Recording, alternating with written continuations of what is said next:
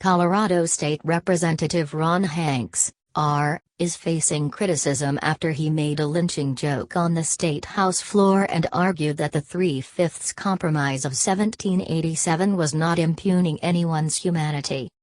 The newly elected lawmaker, who was part of the insurrectionist mob that marched on the U.S. Capitol on January 6, was mistakenly introduced as Rep. Lynch during debate on a bipartisan bill to strengthen civics education in Colorado public schools. There is a Colorado lawmaker named Mike Lynch. Being called Mr. Lynch might be a good thing for what I'm about to say. No, just kidding, Hanks began.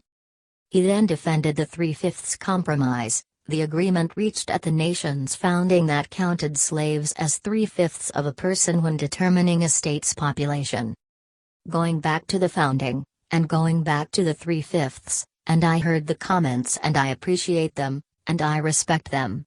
But the 3/5 Compromise, of course, was an effort by non-slave states to try to reduce the amount of representation that the slave states had, he said.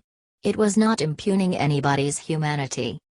Hearing dissent in the chamber, Hanks asked, "Is this really racist to be talking about what the 3/5 Compromise was?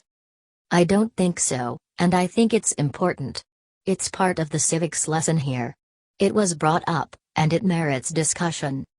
Several members of the Colorado Democratic Party condemned the comments in an emailed statement, called on Hanks to apologize, and asked state and House Republican leadership to join them in denouncing the comments. To call the comments made by Mr. Hanks today disgusting and ignorant would be a gross understatement, said Shanika Carter, chair of the African Diaspora Initiative of the Colorado Democratic Party.